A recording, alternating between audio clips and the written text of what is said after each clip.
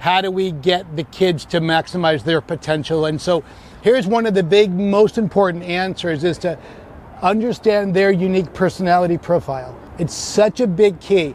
And a simple way you can test out personality profiles would be to just go online and do a free Myers-Briggs type indicator with yourself. And we can do it right now just for fun. We'll take a moment or two and we'll talk about why it's so important. So there's 4 categories in personality profiling. And there's 16 different personalities found in the world. Often with the top NFL quarterbacks, the top NBA basketball players, they all have very similar brain types or personalities. So some people are really born to handle pressure and some are not. They can be incredibly great natural athletes, but they're not wired to handle pressure of competition. So that happens sometimes. So anyway, that's going to kind of go through that. I want you to take a second and think about your own personality. So these are preferences, right? So the first category, there's 4. Here's the first one. Are you more introvert or extrovert? Introverts kind of gain their energy and build energy by alone time. They need more quiet time in between. Extroverts gain their energy by being around people. They enjoy that idea. And so if you know your child is more introvert or extrovert, it helps you to maybe put them in maybe more group classes if they're more extroverted. Or maybe they might need, if they're introverted, they might need the opposite. They might need more privates to maximize their potential. The second category, think about your own personality again, but are you more of a sensate or intuitives? And sensate are people, of course, that want all the facts before they make a decision.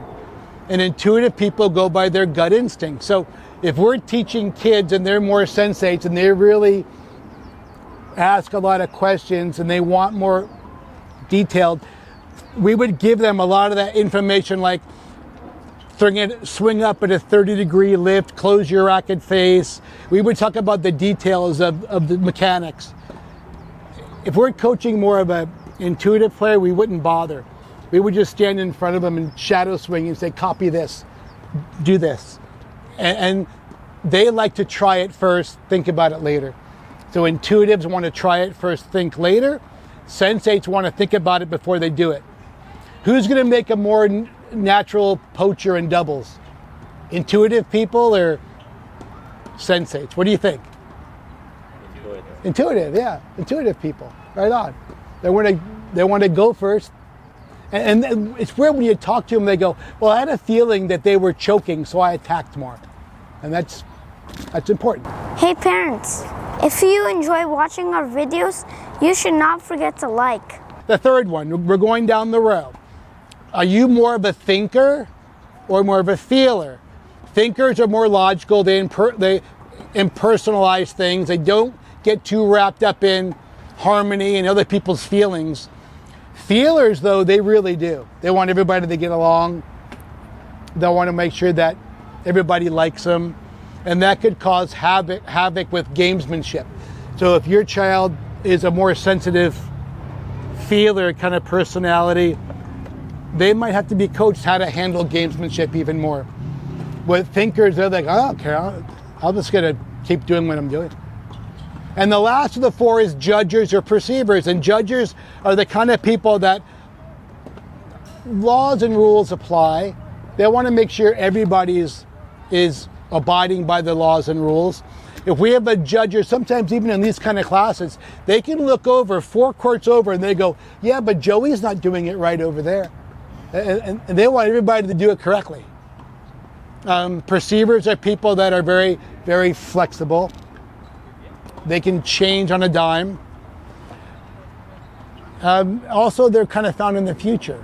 So they're the kind of kids that maybe are up 5'2", but if their brain is already found in the future, that means they're at 5'2", but they're really thinking about what their ranking's going to go to, what their parents are going to say, their friends are going to say.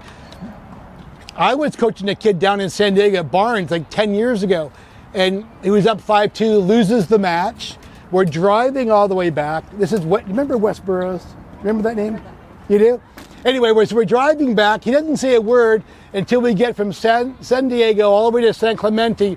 Then he turns to me and he says, I was thinking about where the trophy was going to go in my room. I go, what are you talking about? He goes, when I was up 5-2, I was already thinking about moving the books in the shelf and where my trophy's going to go. And he blew it. He lost the match. But that's a perceiver. And so if you know how your kid's wired, you can fix all these problems before they become problems. So go for it. Take a look at that kind of thing. I think it's meaningful. Okay, the second question from yesterday I had was, what are we supposed to look at when we're helping our child during match day? Because today we're talking a lot about match day preparation and match day performances. And so the one key word I would use for the parents is to get used to spotting anomalies. So remember, anomalies are what should be there but's not, or what is there that shouldn't be there. So like as a coach, we use this all the time. So the example that I would give would be if an opponent has a backswing that should be right about here, and let me just stand up for a sec. The goal of our channel is to help kids play tennis all around the world with quality coaches. When they do the biomechanics, they bring their racket back to here. Once they start turning forward, it throws the racket back another 2 or 3 feet. So anatomically, you go to here, but it throws it back. And then it comes forward. Well, if you see a person going back to here, and now they coil forward, it goes back another 3 feet. That's really a poor stroke. So that means they're going back 4 feet too far, another 4 feet to get back to where they should be. That means the stroke is 8 feet too big, and they're going to hit short. They're going to hit the net a lot. They're going to be in trouble. So that's spotting anomalies. Spotting what should be there doesn't look right. That's important for you guys as parents. Couple more, then we're going to go right to this. I want to make sure I just answer these couple questions. The 10,000 hour rule was a topic. You know how sometimes they talk about this in the press, 10,000 hour rules to be world class at anything. This was first established in like 1890 something. This is very old, it's not new. 10,000 hour rule kind of states that it takes approximately 20 hours a week for 10 years to be world class. If you want your kids to be world class and they're 10 years old and they're going to be playing college ball in 10 years from now, you start now. It doesn't always have to be 20 hours a week for 10 years. We actually charted this. My daughter started at 10 and played the adult US Open at 15. And she did it in 6,000 hours. But she had a really good looking coach, so it paid off. But you can, it's not super 100% accurate, but as parents though, you need to know that you're kind of also involved in this 10,000 hour rule, because you're doing the tennis parent job description. You have to learn all these topics. Now, if you keep in mind the kids that are going to get the college scholarships are not your child's peer group here. They're usually the foreigners. So you look at any college team, in fact, most college teams, they're made up of like 90% kids from Europe, Spain, South America. So that's the competition that your kids are really going to have for college ball. Last thing from earlier is when you play tournaments and you guys go, your kids are going to compete, but it's only a research project. Every tournament is just research. You're trying to collect data. You're trying to figure out what does your kid do really well already and where are the holes in the game. So it's like you're going to tournaments and it's not win or lose, life or death. It's just research. Every junior event, you're trying to get a little better, trying to improve a little bit every week. All right, so I'm going to use the notes. And if you guys are okay with this, let me do a quick review from yesterday, then we'll jump. This stuff today is going to be fairly easy, we'll jump into it. Remember yesterday we talked about the idea we want you to choose systems over goals. We know everybody needs to have goals, but if our goals are, I want to win, that's the same goals that every single kid wants to win. So the kids that do win have systems in place, right? So they have systems to improve all 4 legs of the chair, all 4 massive components of the game. So every week, you want to try to improve 1% in the stroke world. That's primary or secondary strokes. You want to get a little bit better in something with the stroke world. And the second part of the hardware is athleticism, right? So it could be agility or endurance. It could be just strength, like doing bands.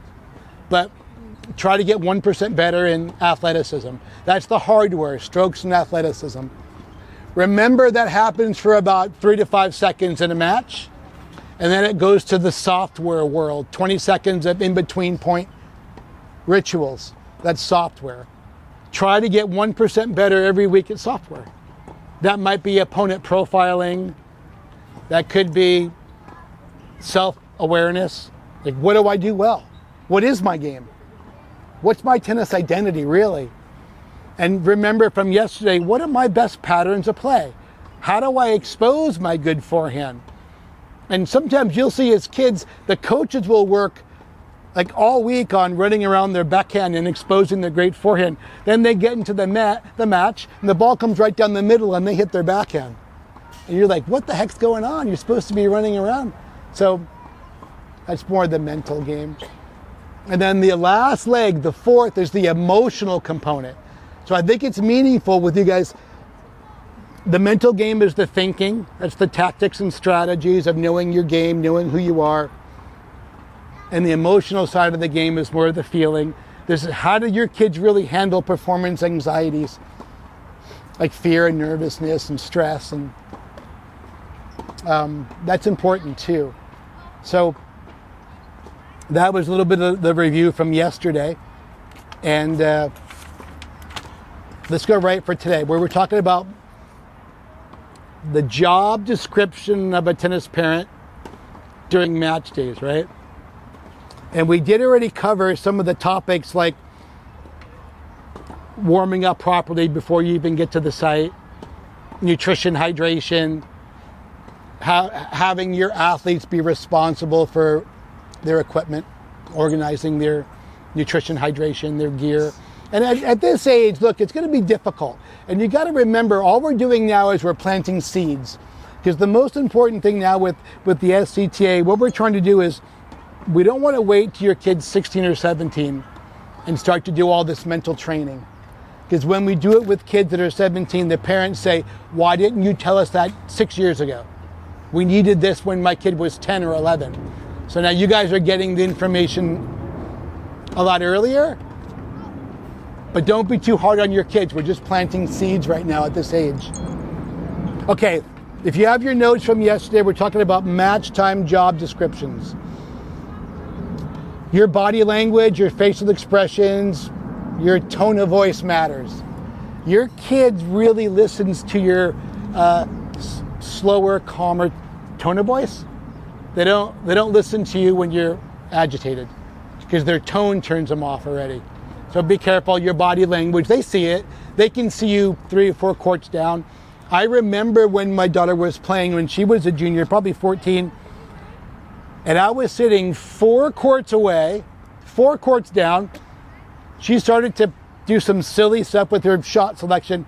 I just shook my head like this. And she yells 4 courts over, shake your head in disgust, why don't you? And she saw me. I did this, wow, I swear I went. And she saw it. So look, she's gonna see you. So if you're up in a tree she's gonna see you.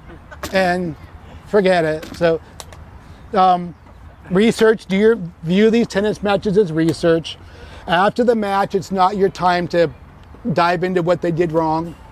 Give them time to emotionally decompress. It's in your best interest not to talk about what they did wrong, but just text that information to your coach. That's why you have the coaches. The coaches should be customizing the lessons to you and your child. This is not a one-size-fits-all assembly line approach. It's based on your kid's brain type, a personality profile. It's based on their unique body type. So it's very important. Last couple things for our notes is Understand analytics. Understand charting. Charting matters. And it's your job to kind of do some different charts. So I'm going to share with you some charts that you can do in all 4 of those components. And these are basic. You don't even need to be a super high IQ tennis coach. So let's go through all 4. Let's say you're charting and you're going to pay attention to a match and you're going to pay attention to just strokes.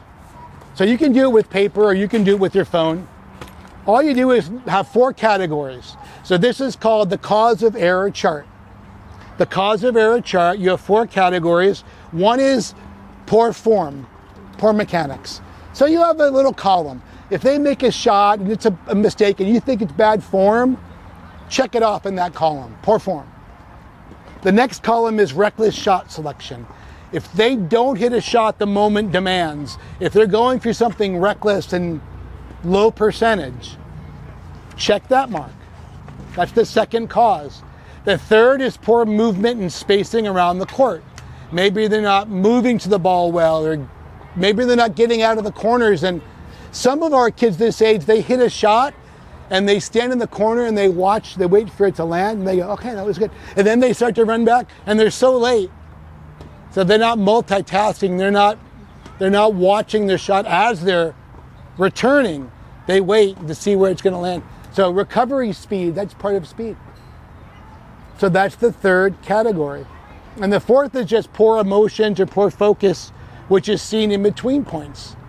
Sometimes we see our kids choking or panicking and playing faster and faster and faster. Maybe you can chart some errors into that category. So here's where it becomes really important. See if this makes sense to you with your athlete's time and your money. Let's say your student's parent is doing one of the typical match charts. You get them online on apps. And the parent charts that the kid made 28 backhand errors in the match.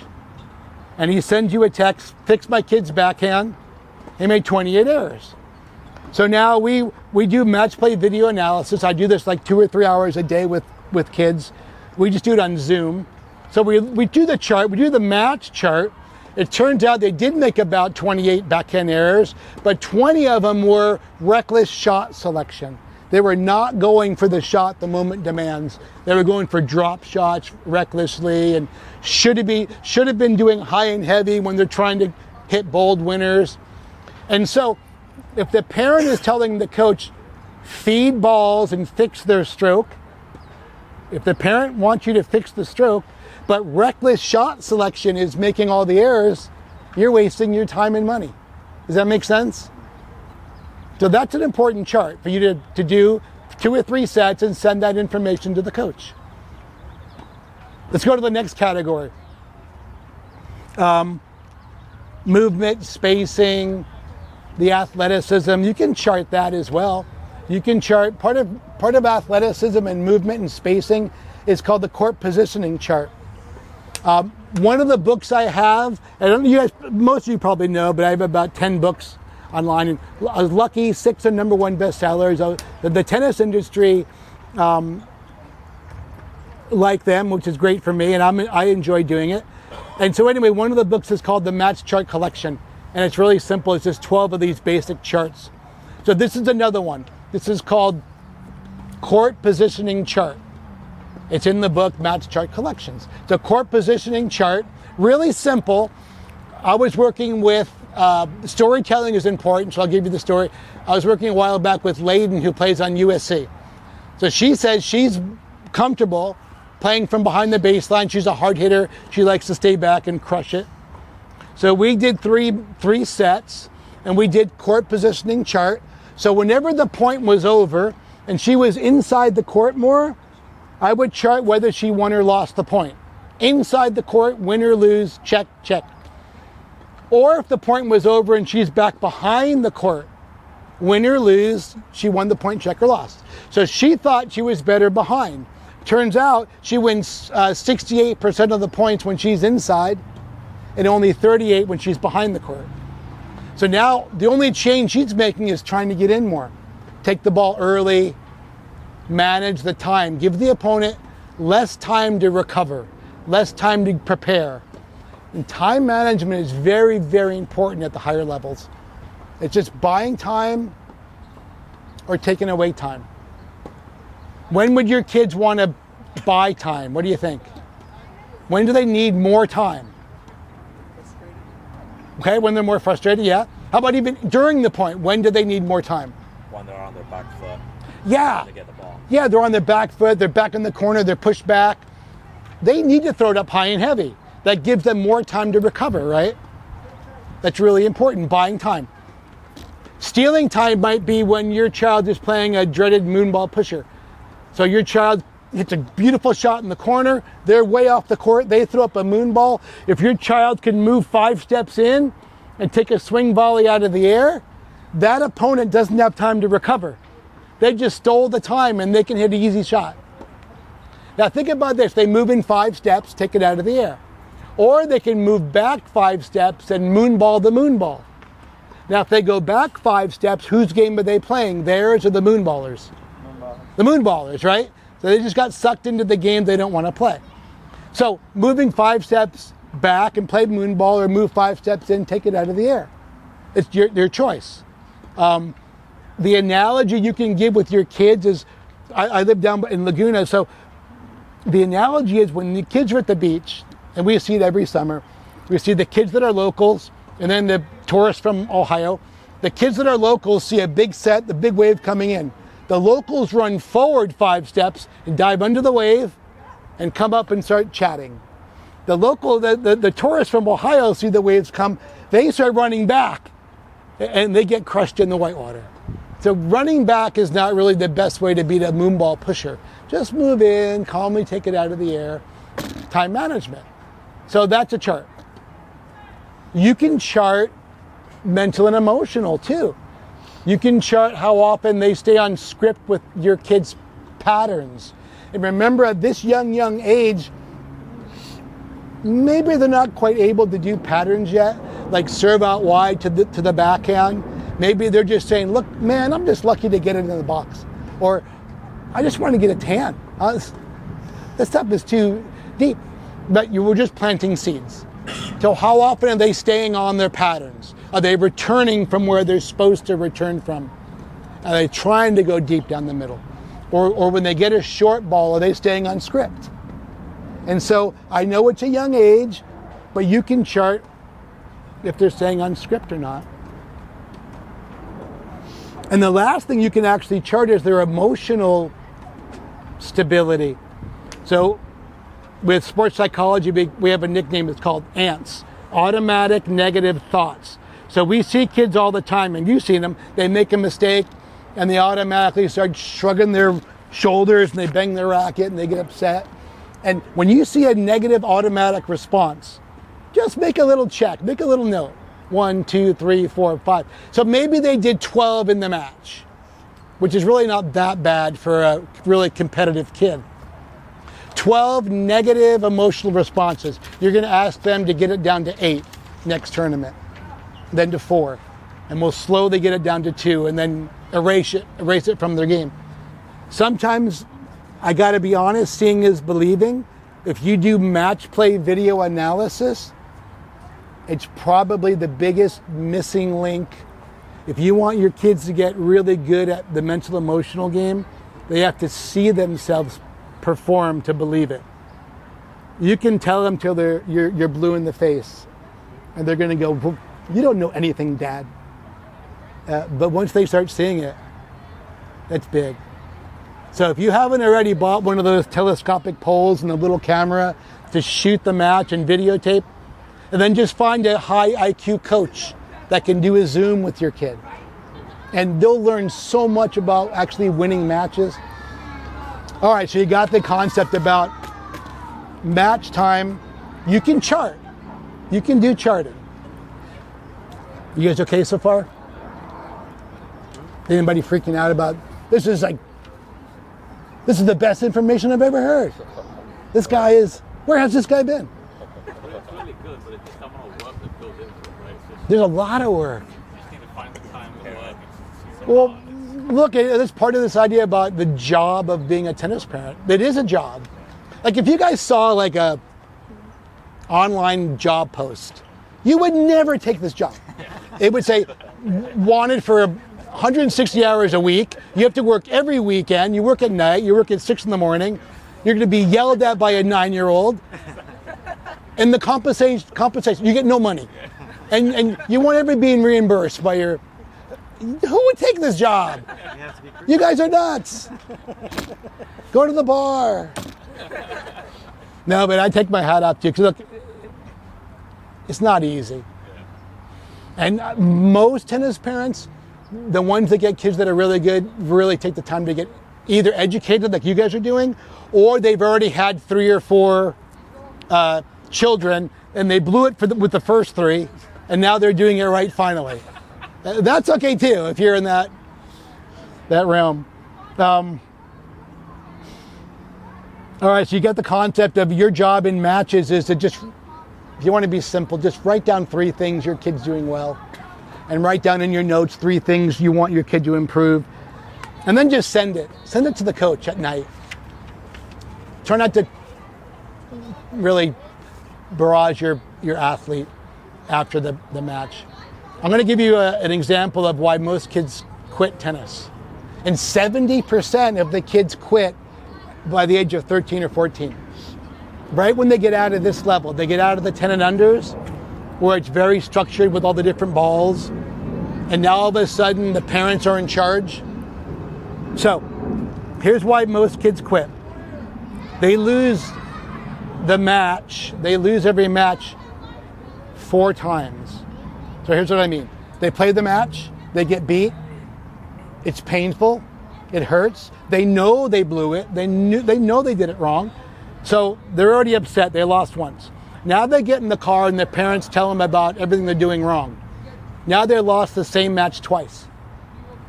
Now they start driving home and they finally get their own phone and they're looking at InstaTwit or whatever they're doing now, and they're seeing that everybody already knows they lost. All their friends know. So now they lost the same match 3 times. And now tomorrow, Monday comes along, they go to practice with their mother or father, and the mother goes on the court, and for a half hour of the 1-hour lesson, the parent tells the coach about all the things the kid did wrong. And so now the kid suffers the loss 4 times. And then the parent's like, I don't know why my kid wants to quit. It's brutal, the poor kids. All right, last thing, we're talking about post-match. Treat winning and losing the same if you can. Ask your kids to teach you. Remember, what we teach, we learn. And this is not new, right? This is Seneca, the Roman philosopher, 2,000 years ago. They were talking about, if you want to learn something, you have to teach it. So ask your kids to, every time they get in the car, ask them to teach you some of the things they learn. About strokes, about athleticism, mental, emotional.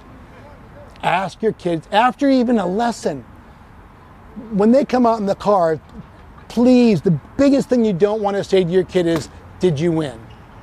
The 3 worst words any parent can say, did you win? Because now your kids are already thinking about the outcome and pleasing people. And now when they get into practice, instead of trying to improve swing volleys or slices, now they're only going to try to win because they know their parents want them to win. So it stunts their growth. If you guys are coaches, if you know, here's one of the coaching things that most coaches do that I hate. It's called bump ups. And so this is where you get kids, and if they win, they get to bump up to the cool group. If they lose, they go down to the toads. And so what we see with kids is they don't take swing volleys. They don't work on things they need to work on because they want to go up to the cool group. So it kind of stunts their growth a little bit. So your job as a parent, don't ask, did you win? Just say, what did you learn today? What did some of the other kids do that worked well for them? And try to get into the list of questions. If you're not sure what to ask, remember that one of the books I have it's called the Tennis Parents Bible, and it's free on the SCTA website. Just download it. It'll save you so much money and time, you won't believe it. So try to pick up that book if you can. If you are going to talk to your kids after the match about tennis, let them emotionally decompress first. Ask them when you're ready to talk about it. We can chat about it if you want. As they get a little bit older, remind them that they have to write down their own personal opinion. We want them to self-advocate.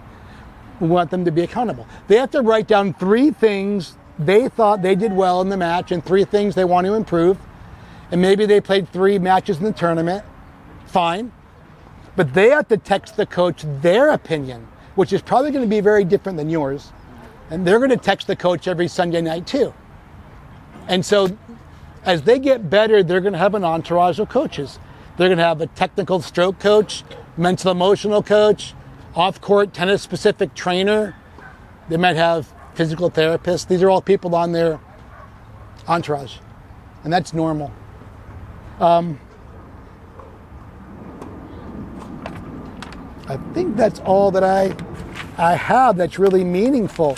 I know on the handout, you guys have a handout too, where it talks about a sample of charting and how we would do charting for kids this age. And it's pretty self-explanatory about what the stats were, how the stats are improved, and what we do to improve those topics. And so remember that anything that you can measure with stats, you can improve.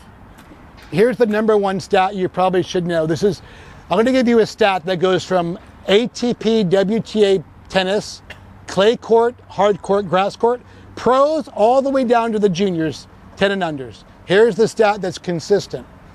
70% of all the points end by the 4th hit. Most points are done. 70% are done by the 4th hit. The rally's only a serve, a return, maybe 1 more, 2 more. 4 balls total. Yeah. All ages, from 10 all the way to the ATP Tour, like when you watch Indian Wells. Yeah, 70% are done by the 4th. Now, 20% go 5 to 9 hits. They go a little longer, only 20%. And only 10% of the points go 10 or more hits. So if you're thinking about maximizing potential and winning the lion's share of the points, should you work on winning the 70% or the 10%? 70. Should you work on serving and returning or rallying 50 balls in a row? Serve and return, because most points are done. So if you want to win more, serve and return is the secret sauce.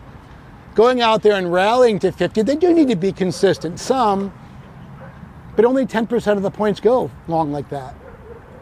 So in my opinion, try to work more on the patterns of winning the shorter points. That's all.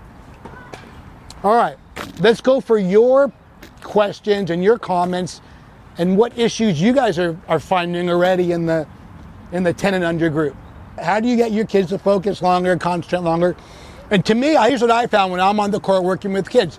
I use my cell phone, I use the timer, and I might even have kids with ADHD, that type of thing, where their focus is really, they're very easily distracted, right? So we would set the timer maybe with some kids for 5 or 10 minutes. We go, look, we're gonna focus on this topic straight for 5 minutes. When the alarm goes off, we can talk about football or whatever you want to talk about. And you have 3 minutes to talk about whatever you want to talk about. Then we're going to go back and instead of 5 minutes, we're going to do 7 minutes. And then 10 minutes. And then give them time to decompress and get over it because they're not used to focusing. And it is very hard to do 130 points. If your kids are already playing competitive ball, here's a good suggestion that I've been using for years. Trade in the scoring system of 15, 30, 40, add in, add out, the regular. Don't do that scoring system. Ask your kids to just do 1, 2, 3. Can your kid win 3 points in a row? 3 consecutive points. If they get 2 points in a row, now they're on a mega point. If they win the 3rd, they win the game and the other dude serves.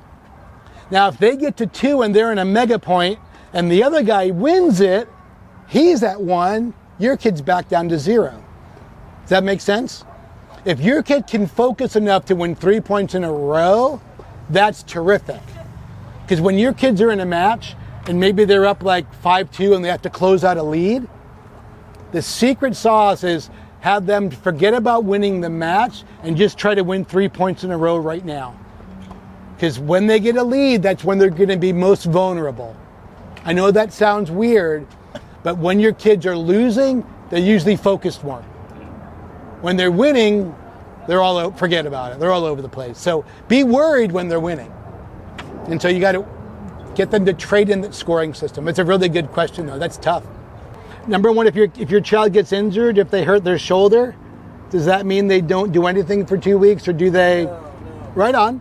They can work on the lower body. They can do strength training with the lower body. They can do agility with the lower body. I had an athlete I remember story-wise, Molly. She sprained her left wrist and couldn't hit her 200 backhand. So she said, look, I can't play. I go, no, you can play. We're just going to do all slice backhands. And she ended up beating a kid she never beat in the Easter Bowl because she needed drop shots. And she wouldn't have had drop shots if she didn't actually sprain her wrist 3 months ahead of time. So anyway, silver lining kind of stuff, right? One of the pitfalls of having your cell phones is that there's a lot of pre-match anxiety. There's speculations, right?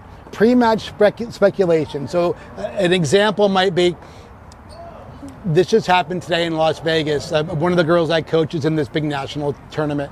So she's playing a girl first round that she beat 2-2 last tournament. She goes, no problem, I got this. So her dad said she had a pretty lazy warm-up. She didn't really expect a tough match. And on the way here, her dad texted me and said she lost 1-1. It happens all the time. Our kids speculate what they think might happen, and that wrecks it for the day. So try to make sure that your kids understand that speculation ahead of time is not a great idea. It's common, even at the higher levels. I was with a player that I was coaching that was playing for Harvard, but he was in a pro tournament, and we were in Tel Aviv, so we're in Israel. The night before, he goes, I got this elbow, it's starting to really hurt. I can't play. I go, what do you mean you can't play? We flew like 18 hours to get here. He goes, no, I can't play. It's killing me, I can't play. But really, this was performance anxiety, right? So anyway, the next morning, he tells me again, we can't play. So I say, look, we're just gonna go to the court and just try to warm up. Just try to hit a couple balls, get loose, see what would happen. So, no. But he goes out, he does it. Afterwards, he still complains about it. He goes, I can't play. So I said, look, let's try this. Just go play a game. Just play one game of the match. And if it still hurts, you can back out. Don't worry, back out. So he plays the game. He realizes the other dude is not even that good.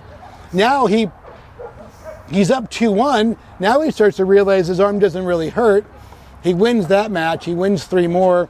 And then by the end of the week, he's ranked 800 in the pros, the ATP rankings.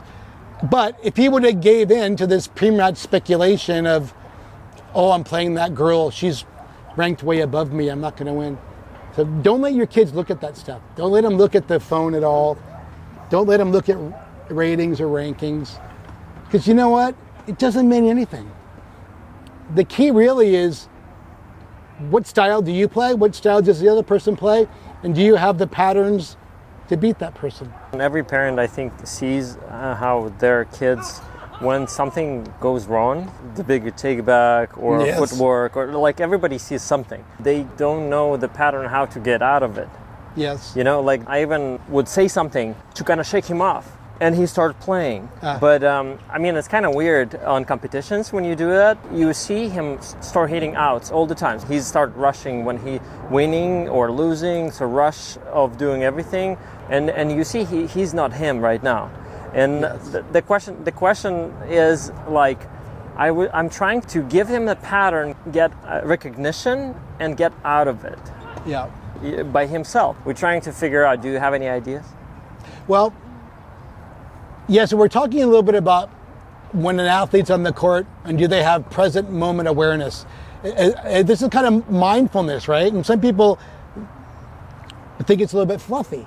But really, the whole concept is, Are you thinking about what you're doing right now in the here and now in this one point, or are you chasing a distraction? And that's all it is, really. Some distractions are internal, right? There are different fears and anxieties, or it could be thinking about homework, or I want pizza for dinner. That could be a distraction.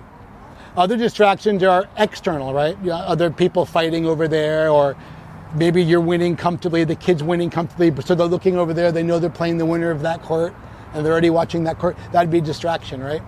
So I would start to really have them be aware of where is their mind, present moment awareness. And that's why people do in-between point routines and rituals, is to keep their mind busy and full.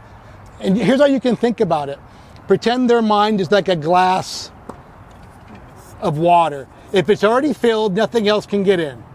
If this glass is empty, we can pour stuff in. Same with their mind. In between points, if their mind is empty, weird stuff can get in. If their mind is full, it doesn't get in. So what you want to try to do is keep their mind occupied with routines and rituals. That's why people look at their strings and they walk to the back fence and they take 3 slow, deep breaths to lower their heart rate. That's big, right? That's important. That's why they do it, because they want to be mindful and stay in the moment. They just want to keep their brain busy, because when your brain is not busy, you're in trouble. It can pull you to weird places. So, good point. Present moment awareness. With that, though, I want to give you one more little thing regarding that topic. This could be like even in matches. In sports psychology, this is called channel capacity. This is why you don't want to be helping coach when the coach is coaching. This is why the athlete, whether it's a soccer player or whatever, they don't need 2 voices at the same time. So channel capacity. The human brain can't solve 2 complicated tasks simultaneously. It's why we're not allowed to text and drive. And so if they're in a practice session and you're yelling through the fence or even whispering, bend your knees, keep your head up, and the coach is out there trying to work on the ball toss, now your child is trying to please you and listen to you while they're listening to the coach, and it's very confusing. And so you're maybe even wasting your time and your money if you're confusing your kids like that. Okay, you guys, come on, give us something. Reach table. So,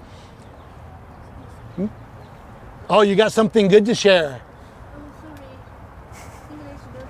Oh, it's okay. What language? What is it? Mandarin, Chinese.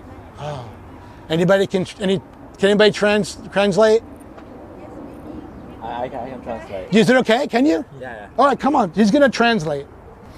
You know what she's saying? This guy's an idiot. How do I get out of here? Oh, exit that way. So her son's 10 years old. Yeah, 10? You know, he plays tennis. He loves tennis. Okay. So, how do you plan for like a kid's future in tennis? Good question. That was it? Yeah. Oh. Like, how do you know what to do? Well, hell, I thought it would be much more No, like a detailed. plan for the future, like whether it's going to be just high school tennis or college tennis or even, pro. Like, Well, A good question, though. it is a good question. And I hope you can help me translate. So, number 1 is asking the child what are their long-term goals or dreams. And then number 2 would be understanding how many hours a week they have to put into tennis, which we're going to get into, we'll go into a little bit deeper. And number 3 is customizing their weekly developmental plan.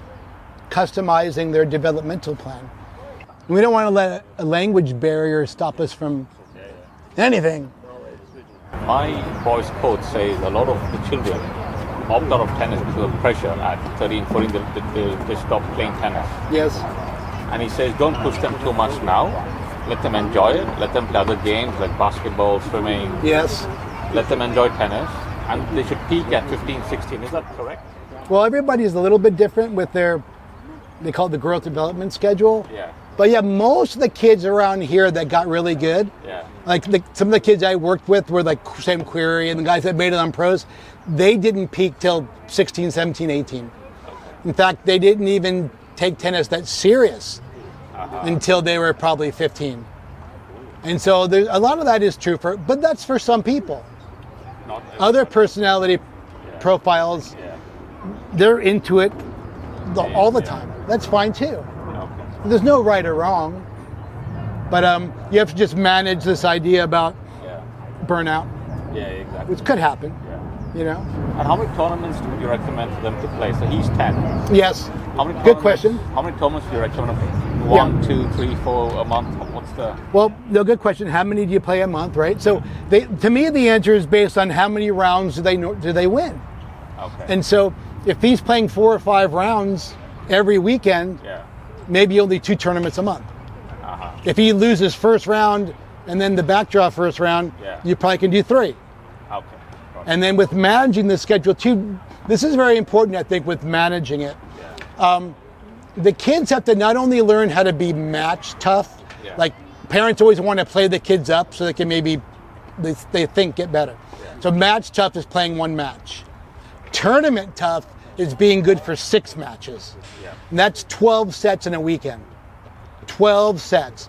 Can your kid compete in a violent game of keep away where there's gamesmanship and there's drama like crazy for 12 sets? That's the reality of it. And so sometimes you want your children to play down a level Yeah. so that they learn how to play for 4 or 5 matches in a row. Can they beat moonball pushers Yeah. and even play kids that aren't that good? But sometimes the enemy is within. It's the devil inside Yeah. that causes them to lose, not the other opponent. So sometimes you play them down to get more matches. Yeah. Sometimes you play up to play against an older kid. Got it. You mix it up a bit. So I've got an 8-year-old, and you know, I mean, so he's done green ball. We did our first yellow ball, but 10 and under. But most of the yellow balls are 12 and under. Yeah. And our coaches are like, just be careful. You don't, you know, he's winning. He's won a couple tournaments, but you know, he's won green ball. He did well in a yellow ball, 10 and under, but most of the yellow ball tournaments are 12 and under. And there's be careful because he could get injured. So I'm not, you know, he's 8, you know, we're older, so we see things, you know, there's the short term, he's doing well, but he's also been, you know, he's not at 12 and under. Is he injury prone? Not necessarily, but, but you know, the level of play of, of a green ball versus, you know, 12-year-olds who are naturally just stronger. Kids that are going into that regular yellow ball, start to develop the head level strike zone. So even though your child is shadow swinging, maybe at home, it's not waist level. It's head level, right? The ball bounces higher. So you can even have your child practice where you're going to call out random strike zones. You're going to say low, medium, or high. So I'll face you, but he would go, you go medium, high, low, high. And have them do a full coil, a full swoosh at home. Yeah. And that's a beautiful way for your kids to do that idea. Remember yesterday, we talked about this, have them do a half hour a day taking a lesson with themselves, where maybe they are shadow swinging. And look, if they're just doing this, if they're doing forehand swooshes up here, head level, and backhands, if they just do 100 of those each, they're gonna need a nap. It is so hard to uncoil it and do head level strike zones, and you're using all the core muscles. So I do have one comment on that. So, yeah, and then we'll do the hurt. I think, you know, there is a difference between like junior circuit and level 7. But sometimes when you do play with better players, your kid also plays better. Yeah, it's a good point. You play up to the competition. I mean, the kid maybe is going to lose, but the kid actually play much better. Their intensity is a little bit more. Level 7 versus the junior circuit. And so what's the opposite of that when your kid plays a toad that's not good? He loses focus. Yeah. They play worse, right? Like they go down to the level of the opponent, also, right? the stroke is good different. point. When you play a really good player, they hit with very good stroke to you. That's more like a coach stroke. Yes. Very good top spin to Beautiful. you. No moon ball. Yeah. And the kid plays really well. Yeah. But I think you're right, especially at this level. but eventually he'll lose to the player. Yeah, but they feel good. They feel good. They feel better, and that's play really well. yeah. Oh, but the score is still 0-4. Yeah. You ever like, did you see that one shot though? Yeah. That's even true with the adults. I was helping a coach with an adult clinic once, and this one adult, he hit balls all over the place, into the back fence, over the back fence, hit his partner in the head. But then we go into the bar afterwards, and all he talks about is the one shot down the line he made. And I'm like, what about the 60 balls you sprayed all over? Well, let's go through some of the. Yeah. I think she's really talking about the third point. You know, she understands the child really loves tennis above everything else. Okay, so I'm going to go through, I'll go through 2 of those points, and you can maybe translate after. Yeah, I'll move it. Okay, no, thank you. So here's the first point. We want to be honest with the children and the parents about the 168-hour rule. So all this means is every week, every human, we all get 168 hours, 24 hours a day times 7 days. And so now what we do is we do reverse engineering. And so we look at your child's schedule, honest. How many hours a night do they like to sleep?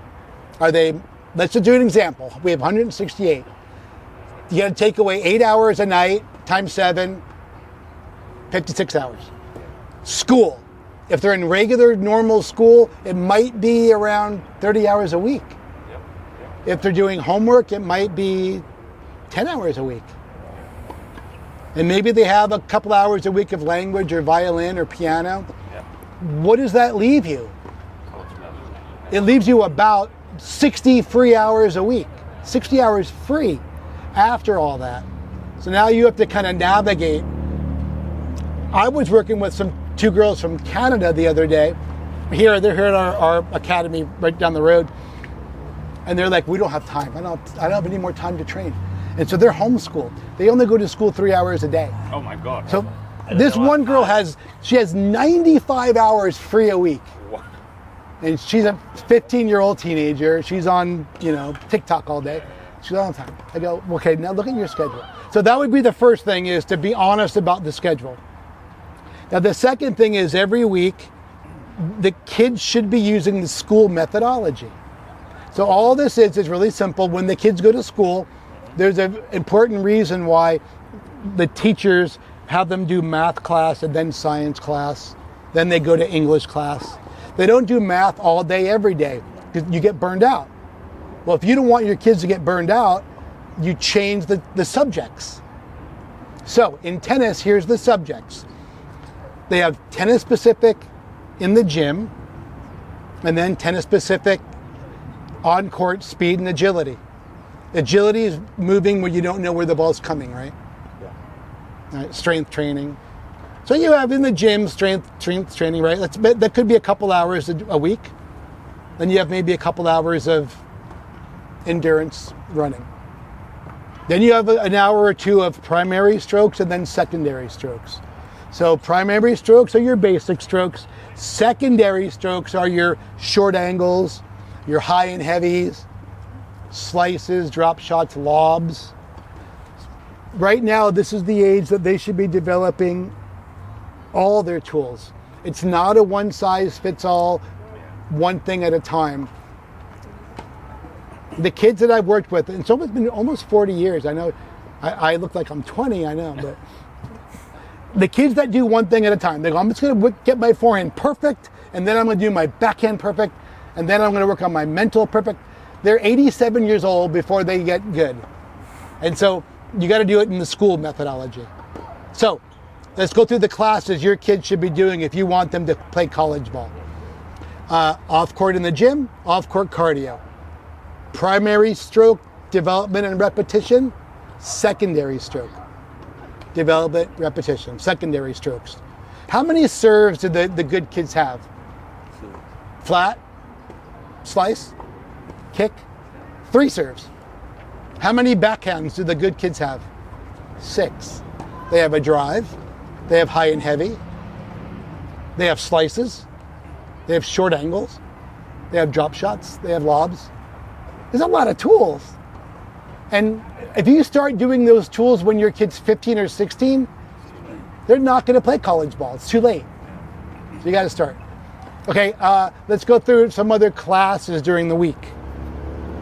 Pattern repetition. They got to do patterns to expose their strengths. And then the last one I could chat with you about, with your kids should start doing, is match play video analysis. So that's where you actually videotape matches, right?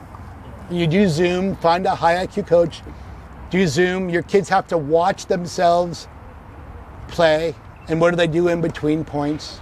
There's so many things. It's mind-boggling, all the things that a kid can learn just by watching themselves in matches. Do any of you guys do that already? Do you have them watch matches?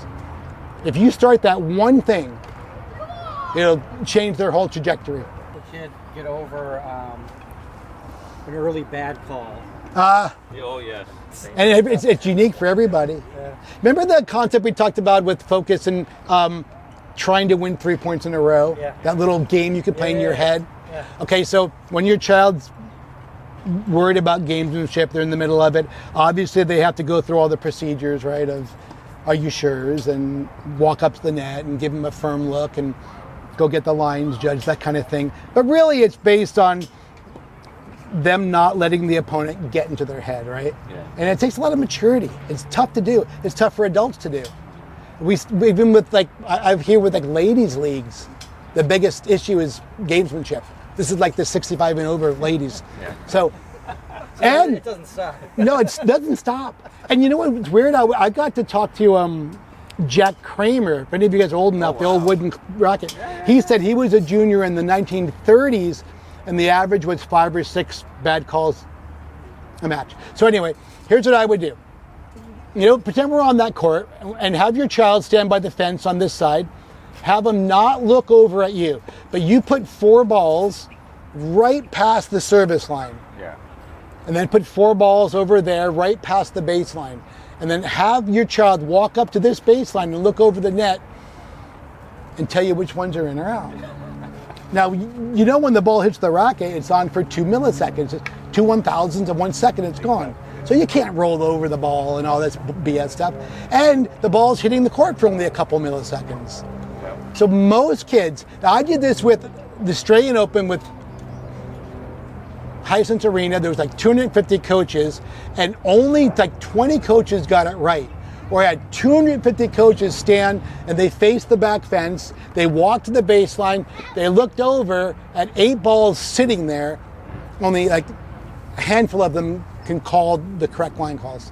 So anyway, what I'm saying is your kid can't see on the other side. They can't really see what's in or out. Yeah. It's really tough. As parents, we cannot see from sitting 3 courts away. Yeah. It's tough. Also, we got to give people a little bit of a break, because when your kids are moving, when they're bouncing and landing and coiling, they're legally blind. Their eyes are moving in their sockets, and you can't see. That's why, when your kids do overheads, if they're falling over, they shank, and because you got to get still, so your eyes get still, and so it's hard to make line calls. You guys probably even know back when you would watch Roger Federer, he would see a call back in his day, he would challenge it, and he was wrong 78%. Yeah. And he's Roger Federer, he can't make a good line call. So anyway, it's tough. Yeah. So have your kids control what they can control, which is better margins. Aim for better margins. Most of the time, the opponent might cheat 2 or 3 points. But if your athlete is making 25 or 30 unforced errors in a set, what can they control? So your job is to say, yeah, but I get it. They did hook for 3 points. But you made 28 unforced errors. So if we got 28 down to 15, would that make a difference? Yeah. And it makes a world of difference. Control what you can control.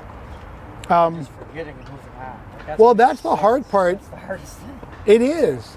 And for us, we have to explain to the kids that the opponent, what they're doing is they understand that strokes for strokes, they can't beat you. Yeah. So they have to try to get in your head.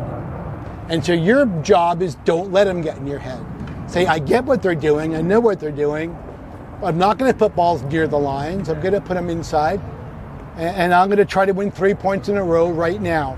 And that gets them to not worry about the distractions. Cheaters are trying to get you to worry about the distraction, right? And if you think about it, it's not the one hook that causes you to lose. It's how you react to the hook that causes you to lose. So if you react wacky and crazy, you can lose a game, even the whole set. If you don't let it get to you and you go, oh, I know what he's doing. I get it. It's going to happen all the time. And as these kids get older, they're going to get a tougher skin. They're going to see it. But it might be important for them to practice it. So here's how they can practice. Have them play sets sometimes where both players are allowed to call anything on the line out. Anything on the line is out. And now your kid has to handle that emotions. And you practice it and they go, oh, okay, I get it. And they're going to not aim for the lines. It doesn't work on the parent tries to do that. Remember, it is going to be 2 steps forward, 1 step back. The whole journey is 2 steps forward. You're going to play, they're going to play on Saturday, and you're going to go, geez, my kid's going to be famous. This is incredible. They're so good. And then the next day, you're going to go, what the hell happened? We just crash and burn for no reason. So, anyway, can you share some of the information of that? Yes. The 168 hours. I did that. Good. Thank you so much. Also, she's also looking for a coach. So All right. Well, if I can help, let me know. 2 things. One, you're going to show us how to help our kid. Oh yeah, on court. We can do that right now if you guys want to. And then before that, so I like the idea of charting. Yeah. I'm a numbers guy. But I was going to say you're an accountant. No, I'm not. Yeah, but I love spreadsheets, but I like watching my kid. Yeah. And I could sit there and Keeps write you everything down, good. and then but it's endless. So Good. he's 8 years old, so he's not 12, and it's not like he's going into nationals. But I think it is really helpful. I mean, it never dawned on me to start charting it. The question is, how do you start? I mean, there's a ton. Yes. So start simple. Right? Yes. Keep it simple. Yes. Right. Kiss. But okay. So what are the simple things, and how? I mean, I don't know if it's in your book. Or did you It's in the Match Chart Collection book. So that's one of the books that I have out. Is it on Amazon? Because Yeah. Okay.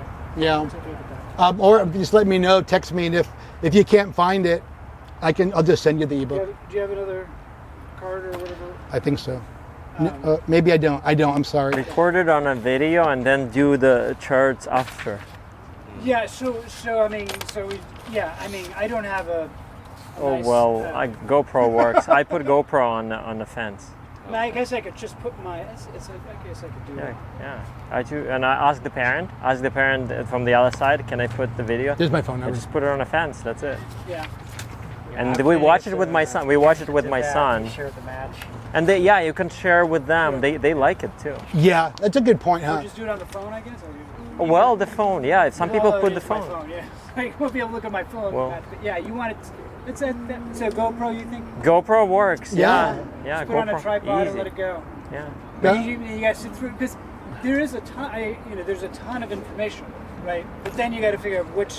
You can't do everything. And No. you're not Yeah, that's true. old enough. I don't want to dissect their backhand at 8 years old. I mean, parts of it, Yeah. but I maybe mean, the coach. Just prioritize what. right. So Too hard. is that in your book? 100 Yeah. things could fix. So the book we talk about.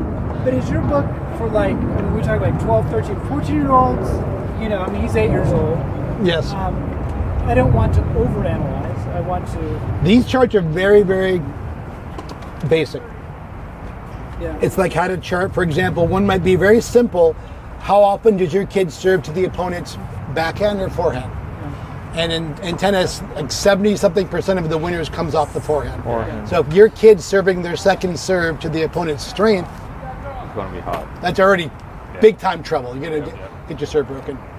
But also the thing about charting, you're right, that what makes it complicated is it's often the shot they hit before the error that really causes the loss. So the example might be, I hit a weak second serve to their killer forehand.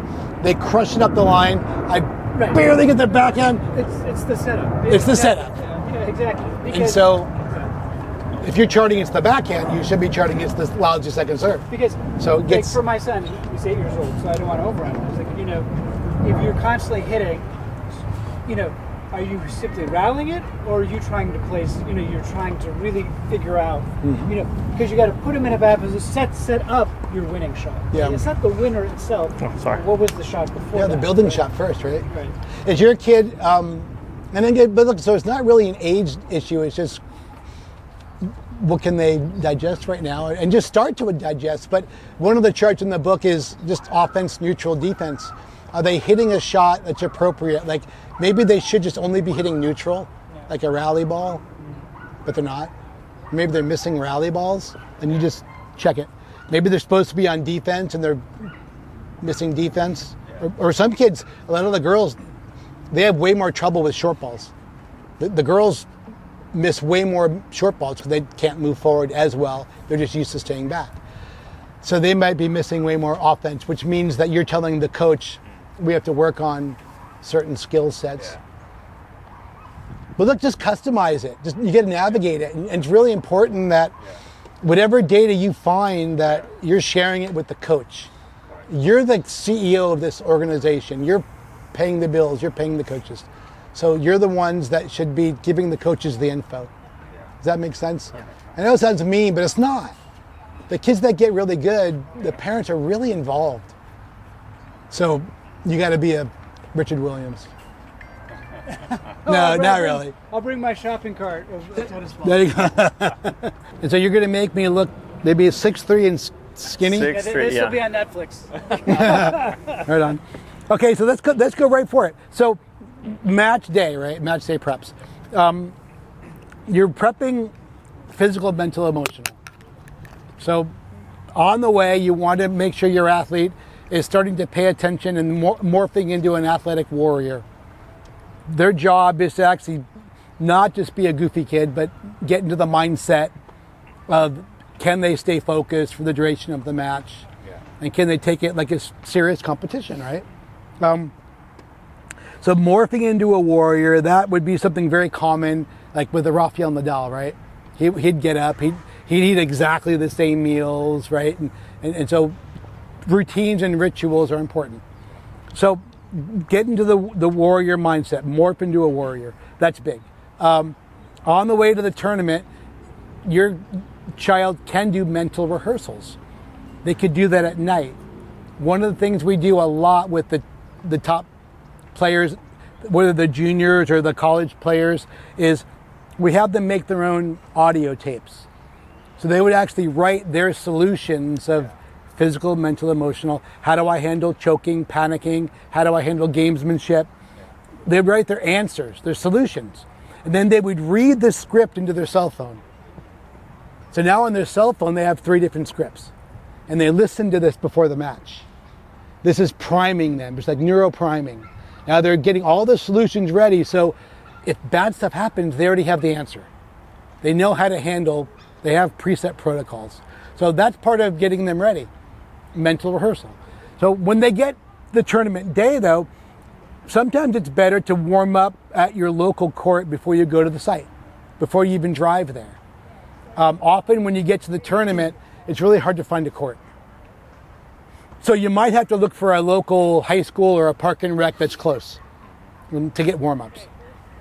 When you are on the court, make sure your athletes do running, a couple laps around the court, right? They got to loosen up their body, get their body temperature up before they start doing stretching. So dynamic stretching first, static stretching after the match, right? So dynamic first. That's big. Kids, even at this age, should have the bands in their tennis bag. So obviously they should have, 3 rackets, freshly strung. They should have grips wrapped, so they're new grips, dampeners, towels, first aid kits, extra shoelaces, extra shoes in the car, extra clothes in case it rains, that kind of thing. When they get to the site for the warm-up, after they do that stuff, get the bands, get the jump ropes. Because all the really good coaches are going to make them do that before they even hit a ball. It's just a habit. It's a routine. If they're doing bands a little bit every day, they're building their upper body and their core. Now their rotator cuffs, they're all going to withstand the pressure of playing 6 matches in a row. Kids they're great. They can do a match easy, but can you do 6 in a row? So anyway, they do all that stuff. Then you get them on the court. So I'm going to talk about offense, neutral, defense, and this is something you can do just with underhand. But the first tool you need is, you might need a racket and you need one of these jobbies. I don't care what kind, everybody sells them. So anything that's very portable. So all you got to do is stand right here. They're on the baseline. You don't have to hit a ball. If you can't hit, it doesn't matter. So you're going to give them 3 different kinds of ground strokes. Defense, which they have to do high and heavy. So I'll toss it deeper. Watch. I'll go deep to the forehand. Now they back up and do high and heavy. And now I'm going to go like baseline neutral rally ball. I'll give them this kind of feed. And then they go back to home base in the middle. And then I do short ball. So I toss them way up here. And they got to move forward, take it on the rise. And so they're going to go offense, neutral, defense, mix it up. If your kid's getting good, you can do it random. Random's tough. If we tried it, it's not easy. So then, of course, you do it to the backhand. You're going to do deep ones, right? Offense, neutral, defense. If you're okay with hitting, even basic, you can just feed. So you stand next to your basket, and what I would have you do in neutral is just hit random balls, so they have to kind of move when they don't know where it's coming, because that replicates a match. What's not like a match is mini tennis. It's not like a match. Rallying to each other, that's not like a match. The person comes to the net and you hit it to them, that's not like a match. They put their finger up, they want overhead smashes, you lob right to them. You're motor programming the exact shot you don't want to hit. And so I would have your kids work on neutral on the move, awesome.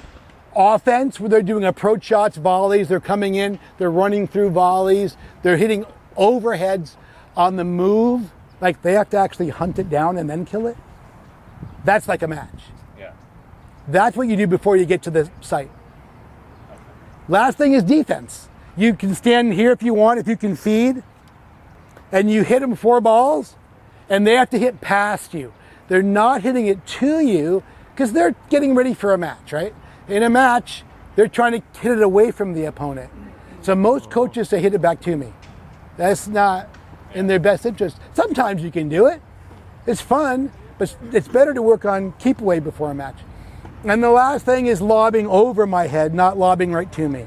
So you hit 4 balls and you move them around from 4, and they gotta get it. They gotta throw up their deep lobs that land back there behind you. And your kid's ready for offense, neutral, defense. And then just have them do some serving and returning. And they're good to go for that stuff. Anything special with serving? Depending on the level, mainly I would work on location, like can you serve to the backhand? A great drill you can do, and you can do it even in the warm-up, is called negative scoring. You can do negative scoring with any stroke, with any drill. Negative scoring is super duper emotionally painful for kids because they have to keep score. So really simple, let's say I'm serving to the ad side. You take tennis balls, divide the box in half. There's the forehand, there's the backhand. You guys follow so far? Okay, so I'll face you, so I got to serve. Every time I get it into the backhand side, I get a point. I get another point. I'm trying to get to 10. If I make a fault, if I miss, -1 to my score. Now the kid gets a little bit agitated. Now they miss another. Now they get even more pissed off. Now they were 8, now they're down to 3. Now they got to rebuild. They can't stop till they get to 10. This is going to help them with their mental emotional skills in matches. So they have to handle it when they make mistakes. I'm not saying do 10 in a row. That's not like a match. You're allowed to miss. They're going to make mistakes. They're going to miss. But can they fix it? So you get a +1 if it's the backhand side. Yeah. You divide those. Divide it in half. +1. Okay. You can do, if you don't have much time, do 5. And then go to the deuce side, do the backhand only. And then when they get good, you do all 4. Forehand, backhand, forehand. And then when they get even better, they do all slices. Or kicks, all kick serves. Or all flat serves. But keep doing negative scoring. with the college kids, we do negative scoring and we do -2. So they got to get to 10, but -2 if they miss. It's amazing. We've had kids that are super, super good, top 10 in the nation. They go, I can't even beat the invisible man. And they're all upset because negative scoring gets you upset. But you have to handle getting upset. And so that's part of the match. So we're training them to resiliency, right? Perseverance. So that would be the serving drill. Hi everybody, I'm Frank Giampaolo, and I'm here in Southern California. I'm in Laguna Beach. And anyway, yeah, I'm a high performance tennis coach. I've been doing it for over 30 years. And I have about 10 books out, 6 were #1 bestsellers. And it's just regarding the process of raising an athlete. And for athletes themselves, like how to prepare for pressure is one of the books, and emotional aptitude in sports is one of the books. So what I try to focus on nowadays is more of the mental, emotional sides of tennis. So there's the hardware, the software, and the hardware is strokes and athleticism, and then the software is mental and emotional. Mm-hmm. Awesome. So tell me about this event a little bit, USTA. So how do you... Yeah, well these USTA Southern Cal events are terrific now. What we're trying to do is get the younger generation more involved in the software, in the mental, emotional sides of the game. And this involves, as you know, tennis parent education. Because if the tennis parents are not locked in, synchronized with the coaches, it could cause havoc. The tennis parents that are on the same team as the coaches really provide a great synergy and really navigate the inner dialogue of the athlete. Parents that don't really know what they're doing can destroy the dialogue of the athlete. And the inner dialogue is everything in a real match. Okay. Yeah, I love that, like I told you, parents, educating parents. So Yes. what exactly, maybe one of your books Yeah. would be the best for the educating parents? No, thank you. So it's regarding educating tennis parents, which has been my passion since the early 1990s. One of the books is called The Tennis Parents Bible, and that was a #1 bestseller years ago. And the other is called The Psychology of Tennis Parenting. And so the concept really is that parents need to know their unique job descriptions and how to navigate match days, pre-match, post-match, tournament scheduling, and all the common tennis parent blunders that could hurt the child. So sometimes the parents, they don't even know like everything they need to know. They think that maybe because they played high school basketball in the 1990s that they're qualified to be a tennis coach.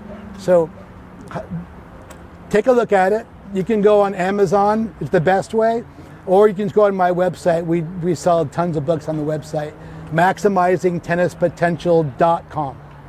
Thanks. Okay. As they were saying, all of you know a bunch of things that are a bit more complicated. The coaching, the stepping in, all those things. So use those tools and take them when you go home and practice them in your own courts. And remember, these are also the people that you're probably gonna grow up with playing tournaments. So these are your doubles partners, your practice partners, hitting partners, maybe even the people that you drive with to do tournaments. So take opportunity of this to like connect with each other. Tell your parents like, hey, can I get so-and-so's number so that we can hit sometime? So remember, these are the people that you're gonna be growing up playing tennis with, and we are going to be the resources that can help you achieve the goals that you have. So remember these guys, remember us, and we'll help you get to where you want to get. Good job, you guys. Awesome, guys. Well done today and yesterday, and we will see you guys out there in the future. Bye-bye, guys. Good job, guys. Well done. This camp that we just held is the Winter Grand Prix hosted by USTA SoCal. The point of these Grand Prix camps is to reward the kids that are earning the most points in the green and the yellow ball circuits. If you earn the most points, you get invited to these camps. Like I said, invitational only. You get exposed to some of the best coaches in SoCal. You get exposed to parent education sessions. You get exposed to networking with the other kids that are also doing very well in the section. It's looking like a bright future for all of the kids that come out to these camps. What mainly you're working on these camps with them? So we go into a little bit more like specific and detail-oriented things. So a lot of them are going into a little bit higher level tennis. So it's a little bit more like becoming aggressive, stepping in, taking the ball on the rise, what to do when they're at the net, doubles, that type of thing. So we're already kind of gearing them towards like very early on what college tennis would look like. It's a little bit of everything, but definitely trying to, from very early on, like instill that baseline of aggressive tennis that they would need as they move on. And how often do you do those camps? It used to be only twice a year, but starting this year, we're gonna do 3 seasons. So we have this one, which just ended a couple weeks ago, the season. So this is the Winter Grand Prix. We're gonna host one in the summer as well, and then we're gonna host one in the fall later on in the year. So 3 camps total. So you said it's just 10 and under? 10 and under, 10 and under, yes. Do you have also for 12 and 14? We have other different camps. They're not like this. Those already involve like ranking points and stuff like that. This is the unsanctioned space. So those are different camps that involve like USTA national ranking points. So they're a little bit different than this one. Tell us a little bit about yourself. Oh, okay. Yeah, so I am Marcelo Hernandez-Gamez. I grew up in San Diego playing at Barnes Tennis Center. I was one of the top juniors. I played tennis at Point Loma Nazarene University. I've done it all in tennis. I've been a ref. I've ran tournaments. I was the head stringer and head coach at Barnes Tennis Center also. So I've done a lot when it comes to tennis. Hope you liked the video and like the video. Get it?